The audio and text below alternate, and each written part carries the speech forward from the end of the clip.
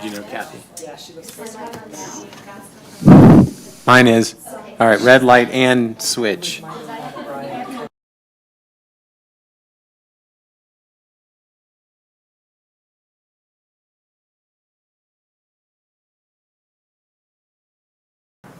red light and the switch to the little to the top. Switch to, Oh, there we go. Hello. Testing? okay. That's a good thing. That worked out, in which case, I am going to officially call to order this regular board meeting of the Truckee-Donner Public Utility District. It is 6 p.m. on Wednesday, July 6th, 2022. If we could get a roll call this evening, Shauna. Thank you. Director Aguirre? Here. Director Harris? Here. Director Laliotis? Here. Vice President Bender? Here. President Finn? Here. Thank you. Thank you. Which leads us right into the pledge. As you are willing and able, please stand to join us for the Pledge of Allegiance. Director Bender, would you like to lead us tonight? You got it. Ready? Begin. I pledge allegiance to the flag of the United States of America and to the republic for which it stands, one nation, under God, indivisible, with liberty and justice for all. Thank you. Which brings us to item number 5 tonight, which is public comment. So this is time that is set aside for the public to address the board on any matter not on the agenda. Testimony related to agendized items, we will address during the time that that item is considered. So tonight, we do have one public comment that was submitted that I will be reading out loud. And this is from Kathy Freeman. And dear TDPUD board members, I called customer service today to make a complaint about this, but I am following up with an email so that you are aware of my concerns and questions. Today I went out in our backyard to find a worker from a TDPUD contracted company. It may have been Osmos, but if I am incorrect, I do apologize. Working on the telephone pole immediately next to our property line. He explained that he and 2 other crew members were treating the pole by placing pesticides in the pole and placing pesticides in a hole dug in the ground near the pole, to prevent damage from termites and other insects. I explained that we have 2 dogs and one is a 10-month-old puppy. When we let the dogs out in the backyard, both dogs often head right to the telephone pole area since it is so close to the end of our property line. I asked him if these pesticides could hurt or kill our dogs, and he said yes. He then told me a story about a dog that had died immediately after ingesting the poison. After voicing my concern, his supervisor agreed to put the poison in the pole and in the hole, but not in the topsoil around the pole because of our dogs. While I appreciated this, I have to wonder why the TDPUD did not notify residents about this pesticide pole project ahead of time. Like many Sierra Meadows residents, our yard is unfenced. While we supervise our dogs when we let them in the backyard, we never worried about them possibly being poisoned from a nearby TDPUD telephone pole. Now we do. Today has left me with questions I hope you can address. Can you please let me know exactly what chemicals were used as well as the chemicals' toxicity? How long do these chemicals last once they are in the ground? When is it safe, or is it ever safe, for people and pets to be around these poles once they have been treated with these chemicals? Why weren't residents notified ahead of time? Will you notify residents now? Thank you for listening to my concerns and getting back to me. Perhaps your board could also consider splitting the cost of fencing with residents who now have to fence their yards because of poison in and around an immediately adjacent TDPUD telephone pole. Sincerely, Kathy Freeman of Truckee. I don't need to go into personal details there. Thank you for your comment, Ms. Freeman, and I am certain that staff will be responding to your concerns. Thank you. Okay, that was our public comment for the evening, which brings us to the director's update. Do we have any director updates this evening? We'll start at the far end with Director Harris. You know, I always like to share good information. Thank you. It's good to see everybody. First off, I want to, since the last meeting, we've had several high school graduations, including Sugar Bowl, Truckee High, Tahoe City, Sierra High School. And I just wanted to congratulate all of the students that finish their high school degrees, as well as several college graduates that are coming home for the summer. So I think that's awesome.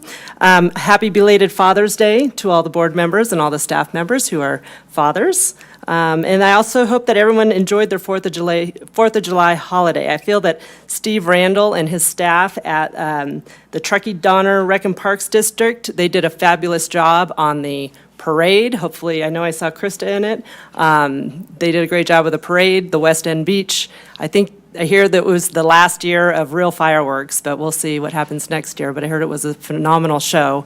And also all the employees at the town of Truckee, including the police department, who helped out with some of the road closures and traffic control and everything. I think that this year's 4th of July was definitely one for the memory books, and I hope everybody got to enjoy it. Thanks. Thank you, Director Harris. Do we have any other director updates? Director Leotis? Just to echo what Kim said is, I felt like this was a very smooth 4th of July. It's always, a concern, and exactly all the public agencies involved did a wonderful job. The fireworks were off the hook.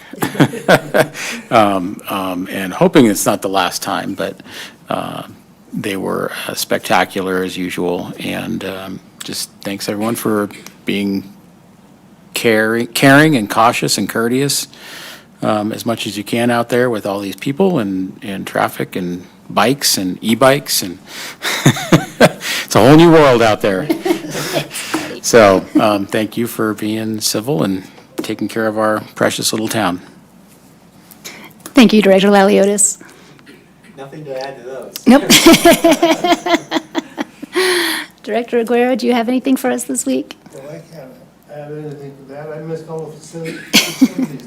I wanted to go to the breakfast and the parade, and I never made it. So that's the way it happened. But I think there was I saw part of it on TV, and I thought it was a pretty good deal. So that's it for me. Thank you, Director Aguera. And I just want to say ditto. And thanks for filling in for me while I was gone, everybody. I appreciate that. Giving me the chance to just sort of check out this wonderful world that we have, full of amazing animals and beautiful people working hard to make it better, which is a nice segue into happy birthday, Director Aguera. Looking Thank you. speaking of someone who has spent a lot of time working to make this community better. At my age, we shouldn't bring birthdays up. Okay, then forget I mentioned it, but still, you've got my best. It's better than the alternative. So. That's right. We're glad you're with us. And that is that. I'm going to backtrack because I somehow skipped item number 4, which was changes to the agenda. Brian, do we have any changes to the agenda this evening?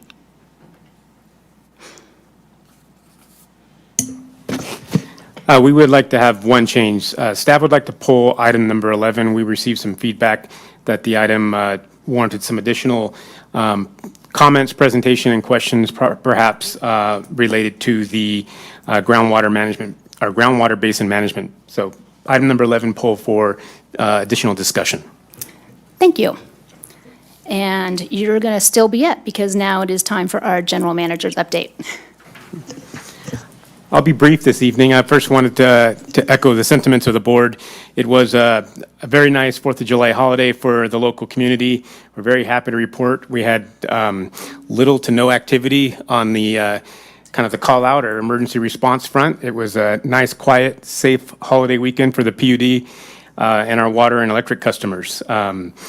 Very, very well done on the Park and Rec's part of promoting and providing those festivities over the weekend. A couple of items that we've been, or at least one item that we've been regularly updating the board with has been the customer arrearages, the status of the delinquent payments for both water and power. I'm very happy to report last month we saw a reduction in total past due accounts by half. So 52% reduction over the month of June. Which is very good news for us. I think it's good news for the community.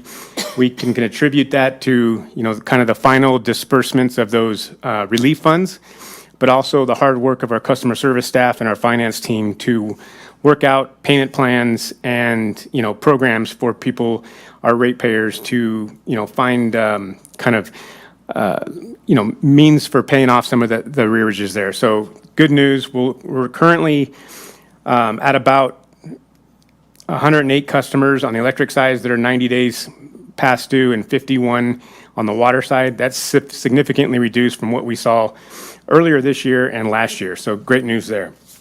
A couple of items for announcements. We've been discussing the PUD's planned launch of our new outage management system that includes customer notifications for power outages. Staff has been working, I don't want to say around the clock, but close to it over the last 7 to 8 months with our NISC software developer consultants, our GIS team, our IT team, customer service, and our business intelligence coordinators have been developing a new program that will provide our ratepayers with near real-time, almost immediate notifications of power outages, including outage maps and status updates. So once staff or the field crews are able to establish an estimated time of restoration, that will get updated into the system and propagated out to our ratepayers. And then finally, once the power is restored, you'll get those notifications as well. So we heard the community loud and clear during the power outages we experienced last summer, and the three key takeaways were that customers wanted to, one, know that we are aware of the outage. Two, are they the only customer experiencing this outage, or how broad does it reach? And three, when will it be restored? And so we have developed a program in-house with our NISC support group to provide that service and updates in a pretty near real-time, situation there.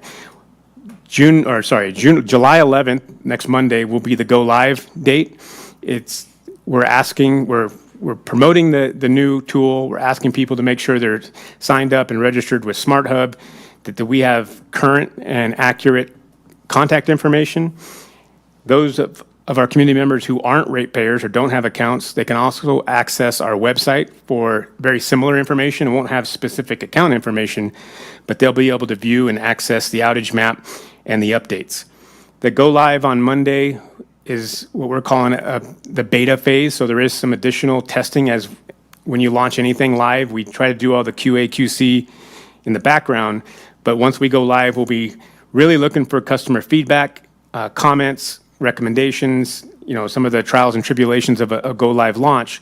But we're expecting over the next 5 to 6 weeks that will really be refined, where we get accurate, detailed outage maps, more accurate and timely information out to the community, and better interaction there. And so we're looking forward to that on Monday, July 11th. The other thing I want to remind the community is that we are continuing to be in a drought, a regional drought. The state of California and the western region of the United States have been in a prolonged drought cycle for the last 3 to 4 years. The board approved the implementation of level 2 of our water shortage contingency plan. That includes provisions such as restrictions on outdoor irrigation to every other day, and some other prohibited uses in alignment with the state emergency drought declaration. So we ask customers to continue to do their due diligence and comply with those measures. While we're not in a water shortage condition here in the Martis Valley Basin, the Truckee Service Territory, we do have a responsibility for our local resource management and stewardship. And so conservation is something on both the power and the water side that we need to continue that diligence. This community does a great job of that. We just need to elevate it a little bit more on the water side to make sure that while we have a rich basin now, we maintain it for the decades to come. And those are my updates. Thank you, Brian. Very good. Which brings us to action item number 8, report from February 2nd, 2022, board meeting agenda item 22, closed session pursuant to Government Code Section 54956.9D1, existing litigation, Nevada County Superior Court case number TCU 217920, TDPUD versus Harris. And I believe Council Gross has this. Thank you. So I'll make the report. At the February 2nd, 2022 board meeting, we reported from closed session that the board approved a settlement agreement with Kim Harris and disclosed some of the essential terms of the agreement. We further disclosed that the settlement agreement would not be final until the court approved it. The settlement agreement was approved by Directors Aguirre and Bender and President Finn. Director Laliotis was absent, and Director Harris recused herself. The court approved the settlement agreement at a hearing on May 20, 2022, and issued its order that day. The settlement agreement and settlement of the lawsuit are now final. The agreement was negotiated to the mutual satisfaction of the parties. They carefully reviewed the agreement, knew what it contained, and entered into it voluntarily, deliberately, informed about its contents and legal effect, without coercion or duress, and based on their own judgment. The essential terms of the settlement agreement and general release include the following. 1, Ms. Harris admitted that she breached the severance agreement with the district. 2, Ms. Harris agreed to comply with the severance agreement in the future. 3, the district agreed to reimburse Ms. Harris for mediation fees she paid. 4, the board agreed not to seek to have Ms. Harris removed from office during her current term based on her admission that she breached the severance agreement. 5, the court will retain jurisdiction over the settlement agreement for a period of 10 years. 6, the district agreed to dismiss its complaint with prejudice, which it did on June 7, 2022. 7, the parties mutually agreed to release and waive all claims against each other. 8, the parties agreed to a mutual non-disparagement provision. However, that provision does not prevent the parties from truthfully responding to any statements, accusations, or comments made by any other person. And 9, the parties complied with Government Code Section 1091 in that the settlement agreement was entered into to resolve litigation. The parties were represented by counsel, and Ms. Harris did not participate in the making of the agreement in her capacity as a board member. That is the end of my report. Thank you, Council Gross. Do we have any public comment on this item? No, Madam President. Thank you. Seeing none. Do we have any director comments on this item? No. Okay. I do have a comment on this item. But first, I want to make it clear to everybody that our settlement agreement and our general release allows me to make this statement. Because as Council Gross pointed out, and I quote, "It shall not be construed to restrict the parties from truthfully responding to any statements, accusations, or comments made by any other individual." So in response to many statements, accusations, and comments that I have heard over the past 3 years, that is what I am going to do. I'm going to share the truth as I experienced it. Our community has rightly had an interest in and questions about our lawsuit against Director Harris. Until today, we have not been able to adequately address them. Specifically, I have heard many statements and questions along the lines of, "What is going on? Why are you bullying Director Harris? Was this the only solution that you could come to? And I can't believe you're suing for $70,000. Now that we have come to a settlement, I'm going to take a moment to explain the board's decisions and actions. Director Harris was employed by the district. When she left, she entered into a severance agreement with the district, with us, in which she agreed, amongst other things, that she would, 1, not contact, disrupt, or attempt to disrupt employees while they are working, and will not interfere with, undermine, or attempt to undermine the authority of any of her supervisors or other supervisory or managerial staff at the district, and will not encourage or assist others to do so. She also agreed not to review or discuss specifics of her resignation and departure from the district, except with the district's general manager or general counsel and Harris's own legal, financial, personal, and professional advisors. And thirdly, that she would not make any false or otherwise defamatory statements about the district or its employees, including without limitation with respect to Harris's employment with and resignation and separation from the district. So, in return for agreeing not to lie about, defame, or harass the district and its employees, she received approximately $75,000 and a letter of reference. Our intent, the board's intent with that agreement, was to give Director Harris the time and the space to move forward in her career and to find a path that engaged her passions. Unfortunately, that is not what happened. I'm sorry, I have to leave. I can't listen to this. It doesn't give me a chance to address my side of it. Thought that this was going to be the end of it. This I feel like is certainly it's a going to be the end of last-ditch it. effort for you to put me down. It was not fair. I'm not trying to put Director Harris down. I'm trying to present the director's side of this, which we have never done. We have never answered these questions to the public, and I'm going to continue with the statement. Very soon after leaving the district, Director Harris began talking of retribution. On multiple occasions, she stated that she had been robbed of her dream job and was going to run for the board so that she could seek revenge. Immediately upon her election to office, Director Harris began a sustained campaign of defamation, harassment, and intimidation against the district, our consultants, our employees, our management team, and our community. It was purposeful, and it felt malicious. We tried many times to elicit from Director Harris why she claimed we were untrustworthy and how our environment was toxic, with no results. This board is incredibly sincere in our commitment to the success of this district. We really wanted to understand Director Harris's concerns and to address the cause, but she had no answers for us. She was unable to provide examples to support her accusations. This is when the board began to take action. We have a responsibility to protect the people who make this district run. Director Harris was informed that her behavior was unacceptable and that she was in violation of her agreement. She attended ethics training. She attended board training. She was informed of the district's code of behavior for the board. Through it all, she continued her attacks.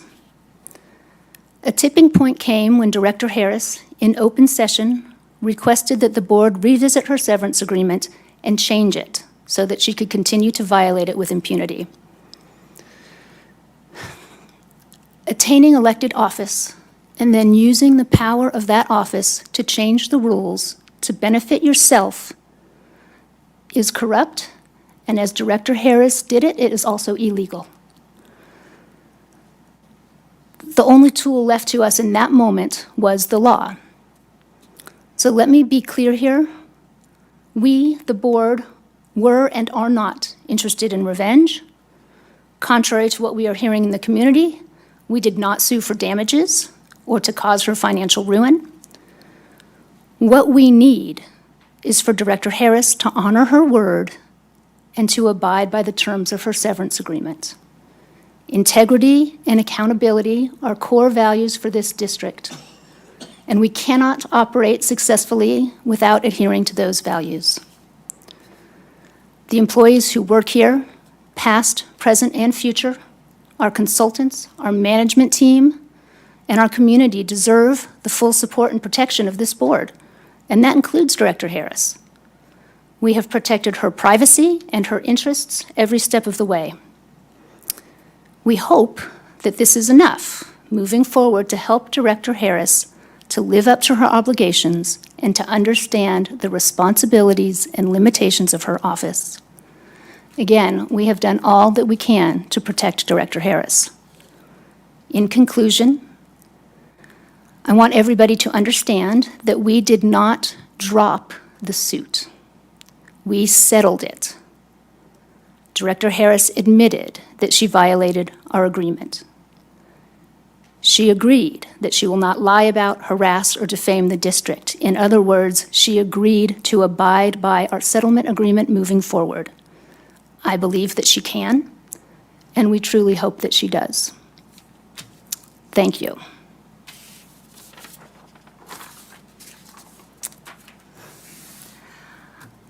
I think we should fetch Director Harris back. I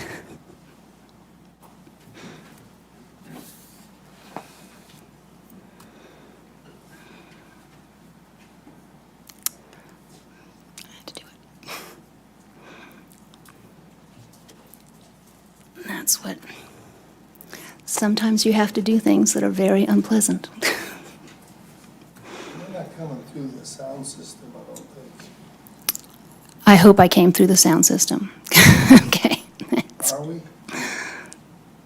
Are we coming through the sound system, Hunter? You're coming through the sound system, and it's working at home on the streaming.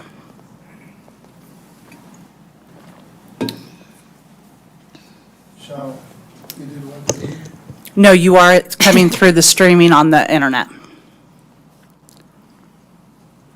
Okay. We were heard loud and clear. You can? Pardon me? You can hear it loud and clear? I can. I even have my hearing aids.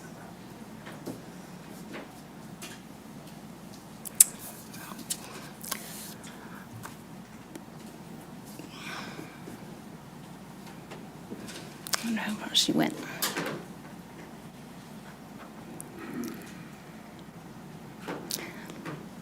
Should we continue? All right. All right, so that brings us to the consent calendar this evening. Do we have any public comment on the consent calendar? No, Madam President. Thank you. Do we did have an item that we pulled, item number 11. So perhaps we could have a motion to approve the consent calendar without item number 11. So moved? Thank you. Do we have a second? Second? Thank you. Can we get a roll call vote, please? Thank you. Director Aguirre? Yes. Director Harris? Yes. Director Laliotis? Yes. Vice President Bender? Yes. President Finn? Yes. Thank you. And I believe this is where Stephen Poncellet, you're going to talk to us about item number 11 for a minute? Yeah, President Finn, this is the, item number 11 is related to the annual report, update report for the groundwater management, groundwater basin management. Mr. Poncellet has been instrumental in representing the district throughout that process. We do have a brief presentation if the board so chooses, or we can just take comment, but we do have a presentation if you desire. Well, it's just full disclosure, I'm the one that pulled this item because I did have just a quick comment. But I'm happy to hear if you put together a quick presentation, I'm happy to hear it.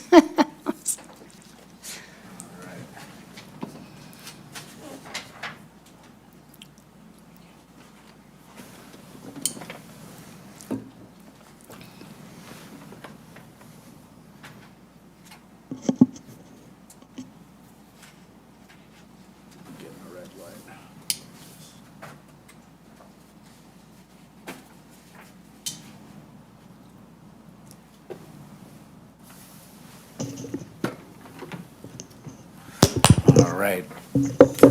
Apologies for that delay, and good evening, Madam President and members of the board. This is item 11. What I have today, and you'll notice it's slightly different. It's not up there yet. Not up there yet. There we go. What I have here today is a little different format, but I think a lot of the information that the board and the public would like to see was recently presented to our stakeholder working group, which is an annual event. So I truncated some of the technical part of the presentation, but really, wanted to share this. And this is the presentation that we gave, but in a shortened form. So it's about the Martis Valley groundwater basin, ensuring long-term stewardship, collaborative effort between the three local water agencies, Truckee Donner Public Utility District, North Star Community Services District, and Placer County Water Agency. When you look at demands on the aquifer, the two primary water suppliers today, public suppliers, are North Star and PUD. We are the district. We are about 2/3 of that. North Star about 1/3. You have private and commercial and other users that make up, another 25% of the total use in the basin. In 2013, the district, in collaboration, really decided that we wanted to improve our management practices, the science and the data behind them, and our stewardship efforts in collaboration. And so in 2013, collaboratively, we agreed between the three water agencies to do a groundwater management plan. In that process, we took, it was a $1 million effort. The district put 125K in. North Star and PCWA put 100, we were 150, 100, 250 from the agencies, and we leveraged that into $1 million of science in the basin and planning and stewardship. So what came out of it was a groundwater management plan, which is a planning management document. And so it's the a multi-agency framework to ensure long-term quantity and quality in the basin, and it reflects current resources planning, and it's an alignment with groundwater policy. So out of that effort, we came up with objectives that really became the premise of how would we manage and what would we commit to. And like our strategic plan sets the kind of compass for the management of the agencies. And the one we really like a lot is pursue and use the best available science and technology to inform the decision-making process. And that really is a tenet of our management. So right as the board, all three boards collaboratively adopted this management plan, the state of California passed a law and a new regulation called the Sustainable Groundwater Management Act.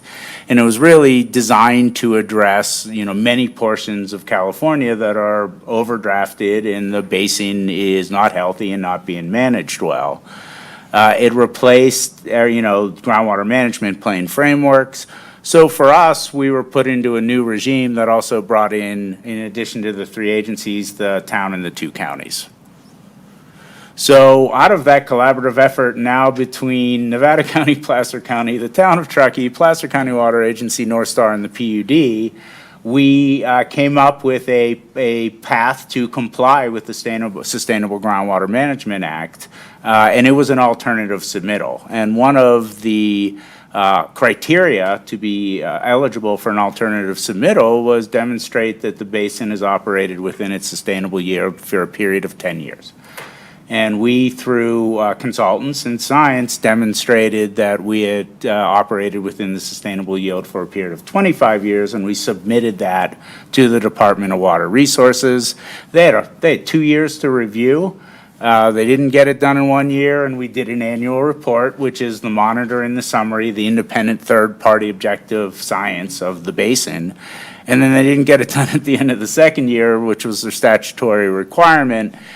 In that process, by law, they had to look at basin prioritization, which is which basins need this heavy-handed regulation and which don't because they're operating well. And they had to do that every 5 years. And it's a long story, but the short story is when the 6 agencies engaged and made sure they had the right data and the right information to make the prioritization, we were moved from a medium priority basin to a very low priority, and we're no longer required to comply with SGMA. And so the 6 agencies got together. And at that point, we didn't have an obligation to go back to a GMP because that no longer existed, but we did believe the work and the collaborative effort and the framework established early on but never implemented had merit. And so we collaboratively and voluntarily decided to go back to it. And the GMP framework has an annual report for 4 years, and then a major update every 5 years.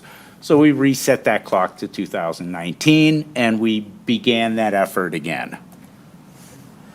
So the Martis Valley GMP talks about these timeframes and everything. We had a stakeholder working group that helped build the GMP, and we reconvened that. And our commitment was every year we would provide the scientific monitoring data with the independent consultants' analysis to the stakeholder working group, and we bring in the hydrogeologist consultant into the room, and they get to ask their questions and be informed of the status.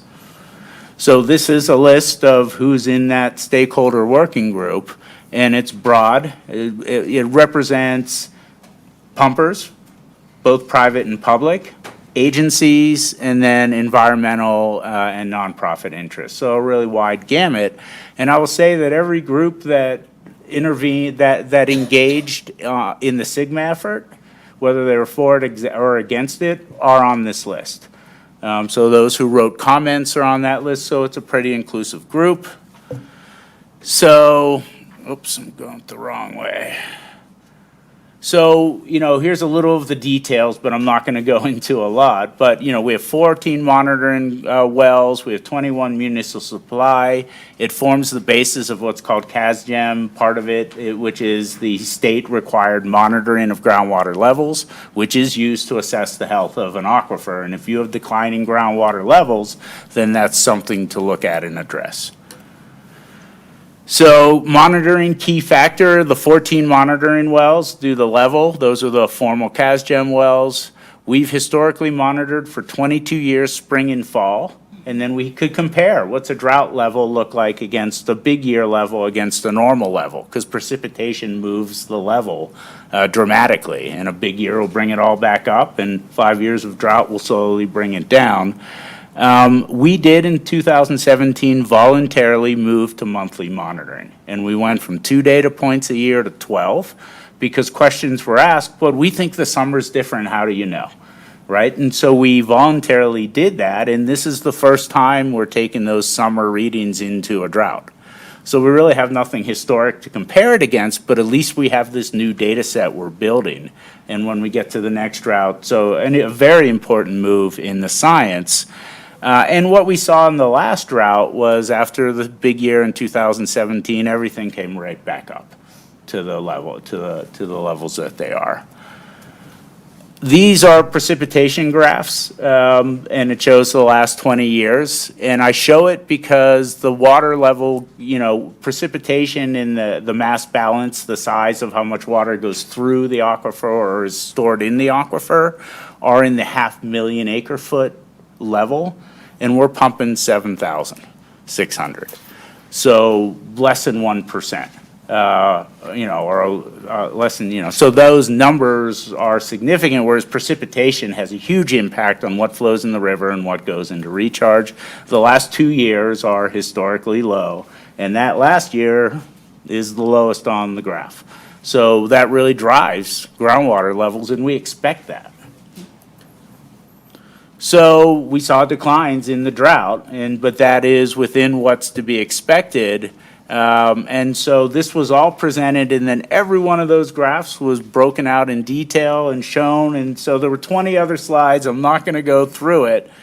But at the end of it all, our consultant, licensed and registered hydrogeologist, said, yeah, you saw a decrease in storage, 17,000 acre feet. That's measured against 450,000. Ish. So to give you a perspective, and again, you expect it to come back.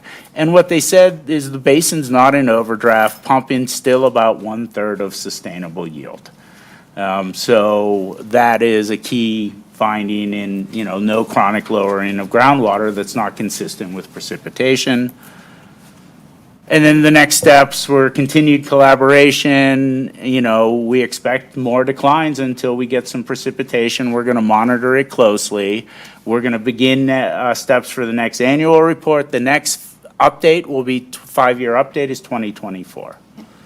So I'm going to stop there, and I don't have the recommendation up, but I will read it, is file the Martis Valley Groundwater Management Plan Annual Report prepared by the GEI staff. And I'd be happy to answer any questions at this time. I just want to say thank you very much for putting this together for me on a short notice, because that was my extra work for you. I appreciate it. And the reason I wanted to bring it up was just I want to reassure the community that even though we have been exempted from SIGMA, that it doesn't mean that we're not extending the attention and the care that our watershed demands, right? I know people are like, well, that we kind of worked to get exempted from SGMA because it is a large burden, a bureaucratic burden, a time burden, and a financial burden for us. But just because we no longer are working under that part of it, again, doesn't mean that we're not using the best science and the best data that we can, and that we're keeping a close watch as our drought continues to unfold. I'm very happy to hear that we increased monitoring to monthly. I think that was a really valuable move to help us learn more about our watershed.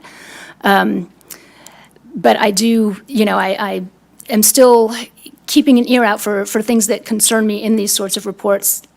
Things like, statements like, this is not currently a cause for concern because a normal water year will recharge it. Well, we may not ever have a normal water year again. We don't know what that means hardly, but continuing to pay attention and continuing to collect the data will reassure us all that we're able to recognize when our data may be flawed or incomplete, or that we might have to take some sort of action, or that what that action might be if we do have to take it, and that we have the courage to adjust our course if we need to. And that's what I just want to reassure the community. We may not be operating under SGMA, but we're still operating under us. And that's what we do, is we try to keep an eye on all of these things and pay attention and bring up, when things seem a little wonky, we bring it up. So thank you very much for summarizing this. I clearly expect us to accept the report. But thank you for just helping the community and helping us extend to the community what our practice is moving forward in collaboration with all of our other water use entities in the region is. So thank you. So now I guess we should entertain a motion to staff recommendation for this item as well. Madam Mr. Gross would President? like public comment. Oh, I'm sorry. Was there any public comment on this? No, Madam President. Thank you. Are there any other director comments? I didn't mean to cut y'all out of the loop. I just didn't expect. I have one question, Steve. We're in level 2 right now, right? Yes, sir, of our water shortage contingency plan due to the emergency drought regulations. What are the rules in level 2? Is it nozzles on your hoses and don't let the water run down the road? So you can refer to our website, tdpud.org/drought, for the public to get this information. The main one is water in with potable water only every other day. And the other one is if you're going to wash your car, you need a nozzle with a shutoff on it. And there's a couple others in there, but those are the two main ones. Okay, thank you. You're welcome. Somebody motion? We good? Not yet. I'll move staff's recommendation. Thank you. Second. Thank you. I'd Sure. like to make a comment. Do you have a comment or no? No, I want to echo a lot of what Krista said, but I also want to interject a couple of thoughts here in that, obviously we are going above and beyond what we have to do to continue to maintain a very detailed understanding of our aquifer and our water supply for the future. But I also want to point out that what we are doing is also creating a record of our sustainability of our water supply. And right now, the state is just clamoring for data on water supply in this, in what's going on. And one of the concerns and one of the things that we've talked about for years is, the state always taking one-size-fits-all approach. And maybe someday they'll look at us somewhat individually and take note of what local conditions actually are, and how that relates to the drought and how that relates to water supply in the state. And perhaps we will have the ability to provide our own processes and ideas about how we manage and conserve our resources and not be told how to manage and conserve our resources. So by having this data that's produced in this report, we are first in line to be able to make that argument. And we have years of data to go back to look at and prove our point. So there's a lot of good reasons that we are doing this work, even though we technically don't have to. So I'm in full support of continuing this, to build this data, to do these updates, and to continue to show our community and the rest of the state, what it is we do, what our sustainability of our groundwater and water supplies are, and that we are responsible. So, thank you. Thank you, Director Laliotis. Exactly. We want to show them how it's done. Thank you. Okay, I think we've had a motion and we've had a second. Can we get a roll call vote, please? Thank you. Director Aguirre? Yes. Director Harris? Yes. Director Laliotis? Yes. Vice President Bender? Yes. President Finn? Yes. Thank you. Thank you. All right, on to the real action items tonight. Item number 15, consideration to purchase emergency backup generator. So hopefully, we will be authorizing the general manager to execute a purchase agreement with Holt of California to purchase a 400 kilowatt portable emergency backup generator in the amount of $287,765 plus taxes, fees, and delivery. What number is that? 15. 15? Yeah. It was after the first item after the consent calendar. So it's on the second page, all the way at the bottom. My number 15 says minutes of, Oh, this is last one's. that's the agenda right there. I Oh, think go this ahead. is June's one. This is June's agenda. Maybe it's in Matt's staff papers. Here, actually, you can have mine. I've got mine on the computer. So we are, we're here. First action item. It's all you. President Finn, while Chad prepares his slides there, I neglected to announce one update, as I usually do during the GM updates. Mr. Brian Yon has joined us this evening. I want to introduce him to the board as our new facilities manager. His role with the district is to manage and coordinate the maintenance and construction of both water, power, and shared facilities throughout our service territory. So we're very happy to have Brian on board with our team and look forward to the board getting to meet him one-on-one later this evening. Welcome. Thank you.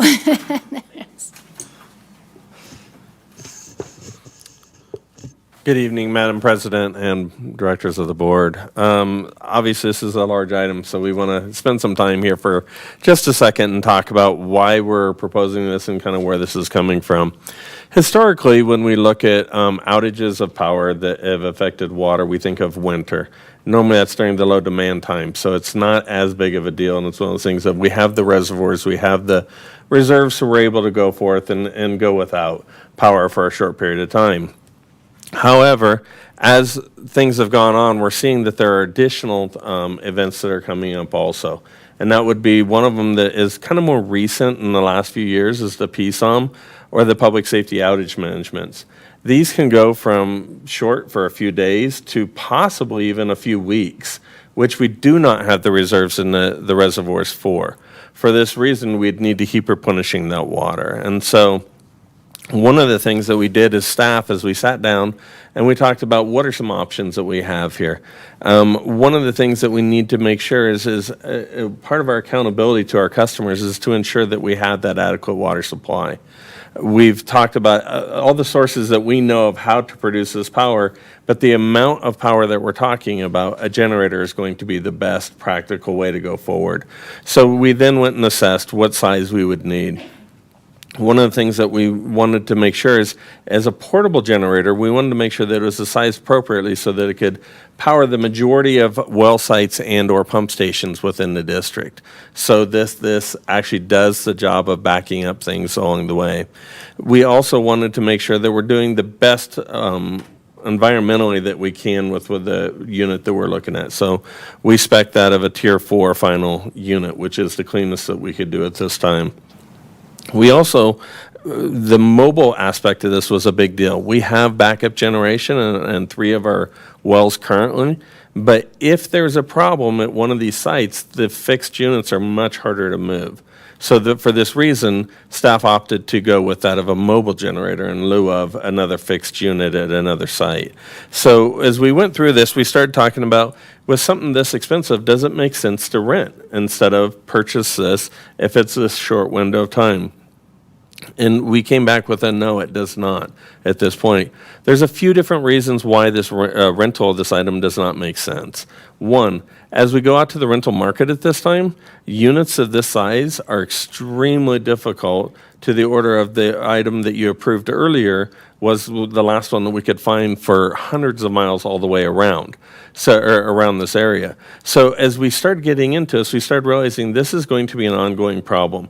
If you notice the price tag that was associated with it, it doesn't take too many years before we start paying ourselves back.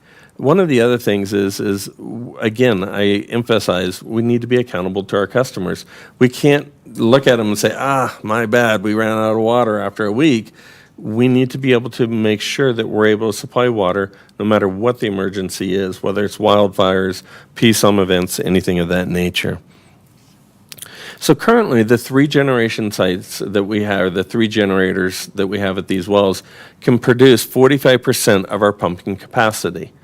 Which, first, when you'd see this, one of the questions I thought might be asked is, does this provide 100% of backup, or how are we moving forward with this? It would not be a prudent decision to go forth with 100% backup. This is one of those things, this is an emergency. We'd be able to address this through our drought contingency plan. So as we go forth, we started trying to establish thresholds of what is the appropriate amount of water that we would be able to produce. With this additional generator, we'd be able to move up to a 52% of our pumping capacity, or about 7 million gallons per day, which would take care of everything but the irrigation at that point, which is an important threshold. If we had an emergency going on like this, we would be able to curtail the pumping, the irrigation pumping, or customers rather, and have them not use water. So it was one of those things that as we went through this, we started saying, that's a good threshold to start at, and it's a good threshold, we feel like, for the resiliency that needs to be there. The other thing that this does is, most of these situations that we're talking about during summer, there's a potential for fire, or there is a fire. And one of the things that we wanted to try to do is increase our water flows that we have for urban firefighting as much as possible also. That would be the structures that were associated within the district.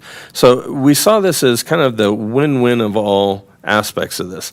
Now, there's one more huge golden ticket, so to say, associated with this also. And that is, we still have grant monies that are remaining from the previous grant from the Cal OES. So it's like we're getting almost like a 33% off coupon as we go forward with this purchase. And that, I'm going to go over the numbers here kind of quick, but the total purchase price would be that of $287,765. With that grant money, it brings the price down to $193,328 plus taxes and any other fees that would be associated with it. The other monies that we're talking about would come from the water reserves, and with a budget of $5.24 million. So there's ample money there. But there's one other thing that is the very first bullet here, but I saved it for last for this reason. Typically, when we were talking about procuring a generator of this nature, we were hearing estimates of up to a year and a quarter, 72 weeks approximately. Well, that would get us into another rental cycle next summer. That would, and it's one of those things of, man, it's amazing, the supply chain of what we're seeing going on. So for that reason, as we are reaching out to one of our customer, or one of the vendors that we have a good relationship with, they happened to call us back and said, there was one already ordered, that customer backed out on it, are you guys interested? This is why a non-budgeted item came to you today, is because we had a very unique opportunity. So, in conclusion, I'd just like to kind of say that this is a really special opportunity that we have. For that reason, we're kind of operating out of the norm a little bit. With typically, we try to stay to budgeted items, but this is one of those things that helps us to go through these emergencies and to answer that accountability core value that we've talked about. So, We would recommend that you'd authorize the general manager to execute a purchase agreement with Holt, California to purchase a 400 kilowatt portable emergency backup generator in the amount of $287,765 plus taxes, fees, and delivery. Any questions? First of all, I just want to say thank you, Mr. Reed. And I'm going to ask if we have any public comment on this item. No, Madam President. Thank you. And I will open it up to the directors for questions and comments. Does anybody have any? Very thorough, thank you. Just want to say thank you for the report. You know, this is what I do. And my opinion is this is a step in the right direction. You know, I do believe that moving towards hardening facilities and fixed generator sites is probably something to look at in the long term, in that providing backup power to facilities without having to interject staff and vehicles and equipment is probably better in the long run. So those are just my opinions from my position on doing these types of analyses. But this is certainly going to improve our ability to provide water during PSOMs. However, I would also recommend continuing to look at how we respond to wildfires. So. Thank you, Director Laliotis. I do have a question. And thank you very much for the presentation. It was a good one. So how soon would we be able to take ownership once we did purchase it? Thank you. I totally omitted that, so thank you. Currently, it is slated to be done with production the end of December, beginning of January. So we would still have a few months out, but dare I say it's like pre-COVID type numbers that you would normally expect on something of this nature. So it would be late December, early January. Okay, and are there any other situations where we've needed it in the past? So last year, we did rent a backup generator, and what happened was we got down to the final moments of we thought there was going to be a PSOM event. We had an operator go and procure this generator on a Sunday because, like I said, about the relationship that would happen with Caterpillar. So we were able to get one last year. So there have been times when there have been power outages that have required backup generation. As far as a PSOM, we have not had one yet. So it's still fairly new as far as how it's coming, but we have not needed it during a PSOM event yet. But we have had power outages where backup generation has been needed. Just to expand on that a little bit, during the winters of 2016 and 17, there were pretty extensive outages along Northwoods Boulevard and some of the Martis Valley sub areas where staff had to incorporate backup generation for two of our pump facilities in order to provide water to the Tahoe Donner subdivision. And so even in the winter cycle, the extended power outages, while usually we're in a good spot because it's low usage, we were getting in that 4 or 5 day range where water supply started to be a concern. And so as Chad's pointed out, and Director Aliotis has pointed out that, a permanent-based installation reduces the staff interaction required, but the mobility that this one offers in both winter and summer regimes, I think is probably most beneficial for the district to at least have in the inventory there. So we've had experiences where we would need it. Thank you. Thank you, Director Harris. Do we have any other questions or comments? I remember when we ordered the first one. I don't remember the year though. When was that? About 30 years, 25 years ago or something? Predates us all.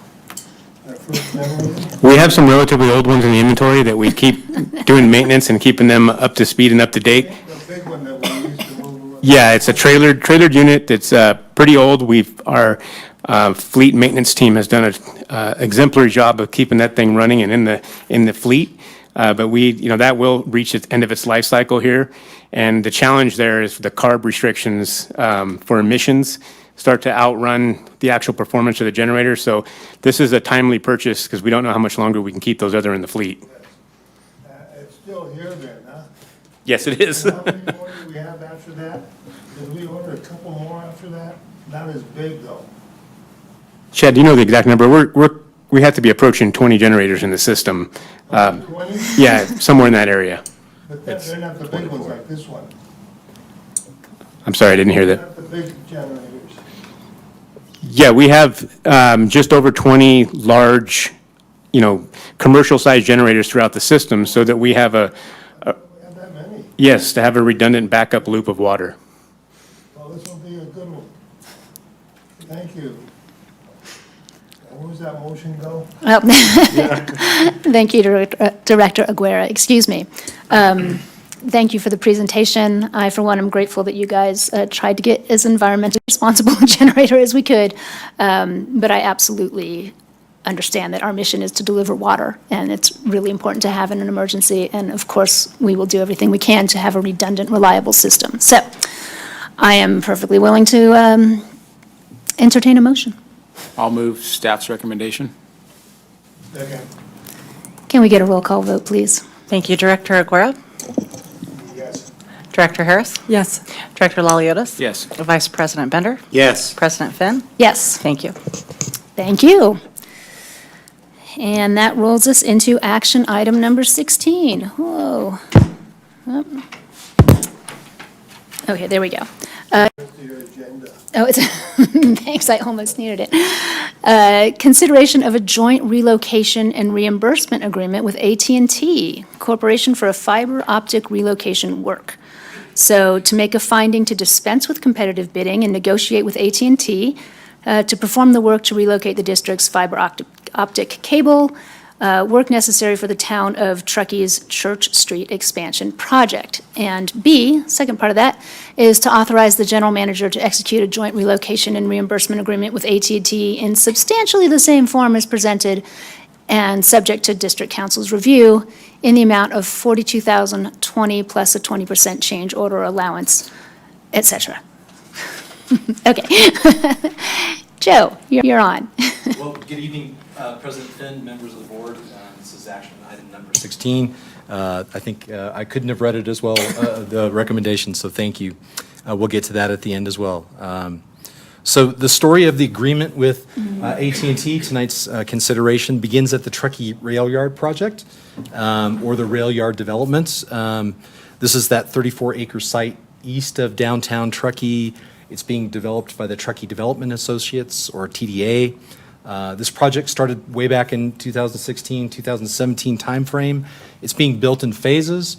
We've all got to experience it as we've driven through Truckee before. Now the realignment of Donner Pass Road, the stop sign, the new roundabouts at Church Street and Truckee Way, formerly Donner Pass Road.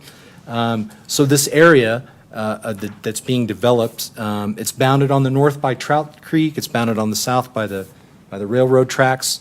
The new roundabout on the west, and on the east is what we're going to be focusing on tonight. So the town of Truckee has required that the project that they extend Church Street all the way through the development, the balloon track, and all the way to Glenshire Drive. The next slide I have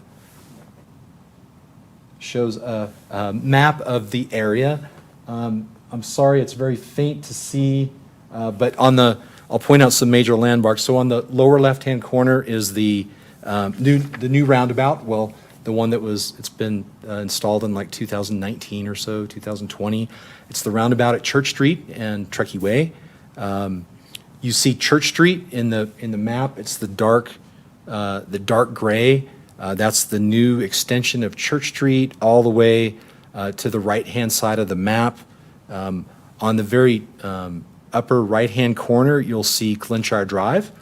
And you'll see also Church Street, not in a dark gray, but in just a white outline. That's the proposed Church Street extension project that will connect Church Street all the way to Glenshire Drive. And that project is being, the town is taking on that project to extend the Church Street.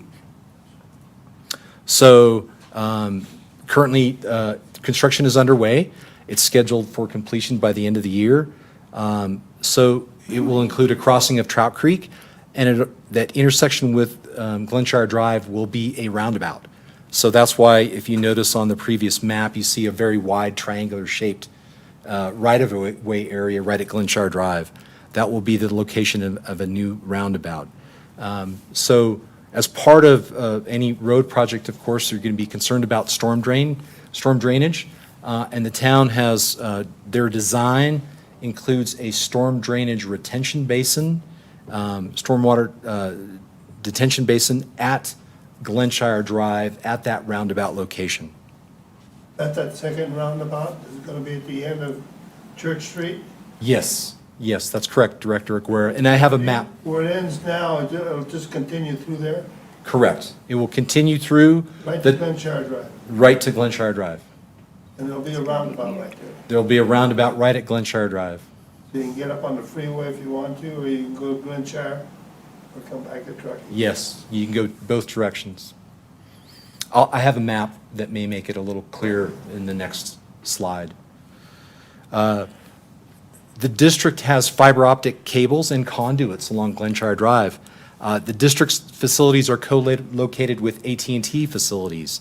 The trench, the conduits, the original AT&T cable were installed in the 1999, this is going back a long time, the 1999-2000 timeframe with the Williams Project as that name. We've talked about the Williams Project. Of course, Williams went bankrupt. AT&T took them over, so that it's now the AT&T cable in that original trench. That trench, when it was installed in Glenshire Drive, in fact, all the way through Truckee, the trench was backfilled with a slurry seal, a lean concrete mixture. So that was for enhanced dig-in protection because they're critical facilities. The district facilities in that trench include two 2-inch conduits, and one of them is empty, and an interduct, which is also empty. We have a 96 count fiber in one of those conduits, and our fiber cable and the interduct were installed sometime in the 2013, 2014 timeframe. That fiber is currently in use, and it supplies connectivity critical to SCADA communications and site security for both water and electric facilities. The district also owns 4 fiber strands within the original AT&T fiber conduit, within the larger conduit, and I have a diagram to help show that in more detail. The issue is that the district and AT&T fiber optic facilities, what is in Glenshire Drive, is in conflict with the storm water detention basin that's needed for that roundabout at Glenshire Drive and Church Street. And the only method to resolve the conflict is to lower the fiber optic cable trench by 6 feet in the vicinity of that stormwater detention basin, which is quite large. And in order to do a 6-foot drop in that kind of a conduit system, it will require a total disturbance of about 200 feet of trench. So it's quite a large undertaking. Joe, would that be on the east side of the end of Church Street, or towards the roundabout, where it is now? It would be at the proposed roundabout location, the new roundabout location on Glenshire Drive. They have to work on the one that's there now, presently? Correct. So They do? the existing trench, the existing conduit trench and cable trench, Start there. yes, at that, on Glenshire Drive, where the new roundabout is. This map, I'm looking at it, it's a little hard to see, but It doesn't show my front door, but that's where they're gonna be working, aren't they?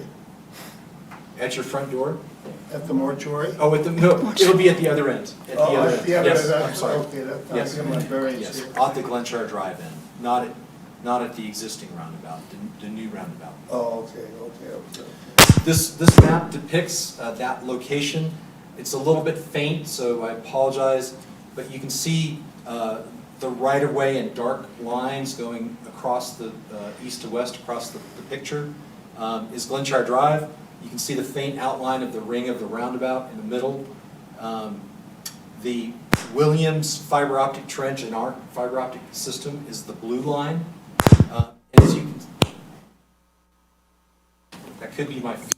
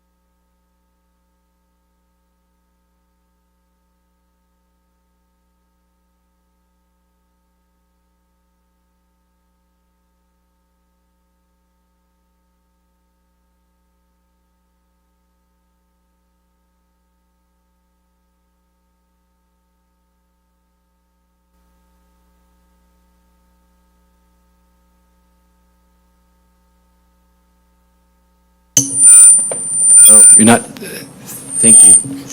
And that was attachment 1 to the staff report, the agreement. The engineer's cost estimate, their engineer's cost estimate, total cost to perform the work was a little over $210,000. Their proposed cost sharing was based on it's owned by each communication provider. The district has 2. The total number of conduits are 10. So the cost sharing, the district's, the pro rata would be 20%, or a little more than $42,000. AT&T has informed us that it's currently out to bid. Bid opening is scheduled for July 21st. AT&T will notify us of the actual cost from the low bidder as they award the bid and what the final cost sharing amount will be at that time. So an amendment, if the board chooses to go forward tonight with this agreement, an amendment may be required if the bid award exceeds the engineer's estimate. Staff has taken a really good look at this. We've considered many things, and we believe that a large cost savings could be realized if we entered into this cost-sharing agreement with AT&T. We believe that there would be a considerable amount of staff and outside resources required to perform all the design engineering, bid document development, and construction management to relocate these district fiber facilities. And staff would essentially be duplicating work that AT&T is already performing for the relocation of their facilities. It's hard to understate or overstate how critical these AT&T fiber lines, these are cross-country lines. They are critical to nationwide internet and communications. According to AT&T's consultant, these are international internet. This is a major internet connection that goes right through Truckee in this AT&T conduit. AT&T, as you can imagine, hires and only contractors who are highly experienced and specialized to perform this work. And staff believes that the same standard of care would be applied to our facilities if we were to have a cost-sharing agreement with them. They were to perform our work. That same standard of care that would be applied to their fiber facilities would be applied to our facilities. And so we believe that cost-sharing agreement really mitigates risk and is a significant advantage to the district. So we recommend the board make a finding to dispense with competitive bidding. We believe this is the public's best interest to have AT&T perform this work, or their contractor, for the reasons outlined. And there have been several California court decisions, including the one cited, the Graydon versus Pasadena, which hold that if a subject of a contract is such that competitive proposals would be unavailing or would not produce an advantage, and the advertisement for competitive bids would thus be undesirable or impractical, a public agency may dispense with competitive bidding. We would recommend that the board authorize the general manager to execute this joint relocation and reimbursement agreement with AT&T in substantially the same form as presented and subject to district council review for that amount of $42,020 plus a 20% change order allowance for a total not to exceed amount of a little over $50,000. And we recommend a 20% change order contingency because this would allow the district greater flexibility due to the critical nature of the fiber optic relocation work that supports ongoing SCADA, critical SCADA communications and site security communications. And this 20% contingency, this level of contingency would also help us cover any additional cost sharing if the bid award contract amount is in excess of the engineer's estimate, as they will find out in 2 weeks' time.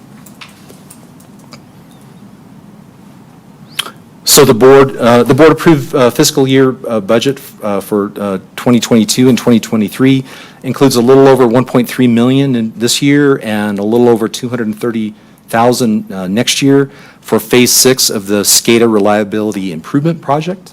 The almost unpronounceable acronym SRIP. SRIP is the overall project name given to replace our older communication systems with fiber optic cables. We've completed 5 phases of the project since 2011. Staff believes that the work to relocate the fiber optic cables for this project in Glenshire Drive, we didn't anticipate this work, the work to relocate the fibers in Glenshire Drive. However, we believe that sufficient funds exist to cover both the cost of the Phase 6 project and this relocation work with AT&T. Therefore, staff recommends to make a finding to dispense with competitive bidding and negotiate with AT&T Corporation, AT&T, to perform the work to relocate the district's fiber optic cable relocation work necessary for the town of Truckee's Church Street Extension Project. Authorize the general manager to execute a joint relocation and reimbursement agreement with AT&T in substantially the same form as presented and subject to district council review in an amount of $42,020 plus a 20% change order allowance for a total authorization not to exceed $50,525 for the fiber optic cable relocation work necessary for the Church Street Extension project. Thank you for your patience, and I'm happy to answer any questions. Whew, that was bitty. Thank you, Joe. Do we have any public comment on this item tonight? No, Madam President. Thank you. Do we have any questions or comments from the board? It's always something. I'll just say thank you to Joe for such a thorough report. We haven't seen much of you, so you must be making up for lost time. So, but no, thank you, and this is what I would consider a no-brainer. So, appreciate all the information. Thank you, Director Laliotis. Do we have any other director comments or questions? No, I have none. I agree, it's pretty no-brainer. Do we have a motion? I'll move staff's recommendation. Thank you for reading that, Jim. I'll second. Thank you. Thank you. Can we get a roll call vote, please? Director Aguirre? Yes. Director Harris? Yes. Director Laliotis? Yes. Vice President Bender? Yes. President Finn? Yes. Thank you. Thank you. Joe, on these attachments in the back here, is that Coldstream Properties LLC, a Delaware limited liability company? Are they the contractors? The contractor has yet to be, Attachment here, attachment 2, and I noticed that one of the signatures on attachment 2 is Graham Schulzenzinger. I think you still have last. Is that our say? I think that's our last, the packet from last meeting. I don't know, I got this packet yesterday. This is the one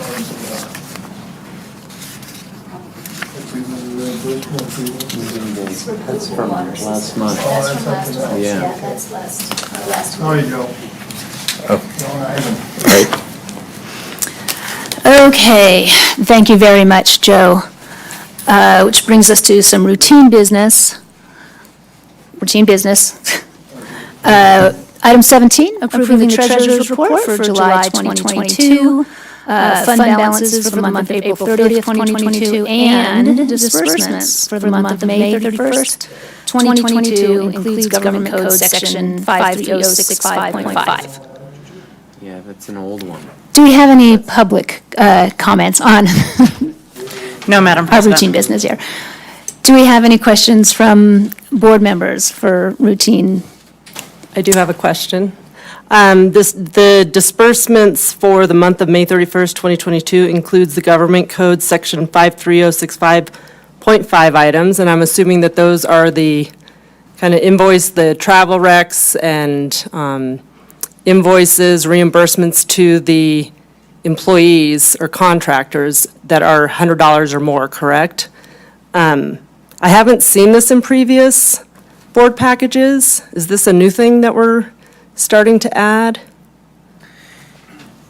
Come here, go to the dais.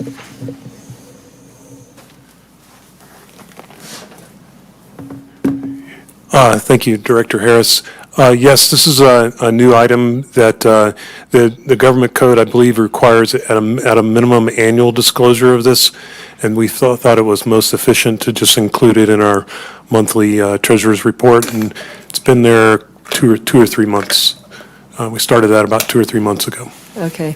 Thank you very much for putting this all together. I know there's a lot of finances involved with this. One of the other questions I have is, there's a handful of the reimbursements that are in there.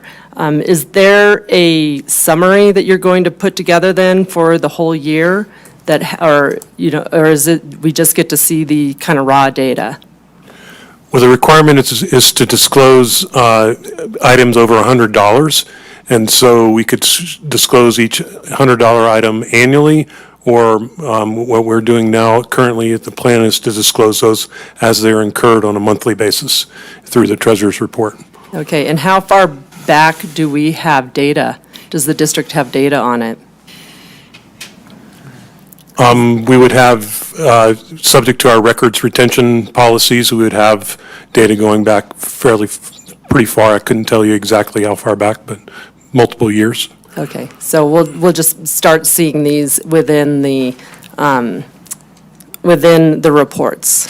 Correct. Okay, thank you. Thank you, Director Harris. Do we have a motion? Yes. I agree. Do we have a second? I'll second. Can we get a roll call vote, please? Director Aguirre? Yes. Director Harris? I'm actually going to abstain, and the reason I'm going to abstain is because as I look at these expenses, I have additional questions on the implementation of a policy and whether these expenses are part of the spirit of the policy. So I'm going to abstain from it. Director Laliotis? Yes. Vice President Bender? Yes. President Finn? Yes. Thank you. Thank you. And item number 18, approving the minutes of the June 1st, 2022 meeting. Do we have any public comment on the minutes? No, Madam President. Thank you. Do we have any comments from directors or questions? No? Okay. Do we have a motion? So moved for the minutes. Do we have a second? Second? Thank you. Can we get a roll call vote? Director Aguirre? Yes. Director Harris? Yes. Director Laliotis? Yes. Vice President Bender? Yes. President Finn? Yes. Thank you. Thank you. And that rolls us right into our closed session. So we will be moving into closed session pursuant to Government Code Section 54957, Public Employee Performance Evaluation, General Manager's Performance Plan Review. Thank you all very much for whoever gets to beat feet at this point. I don't think there's any. And we will take a 5-minute break for the rest of us and see you in closed session.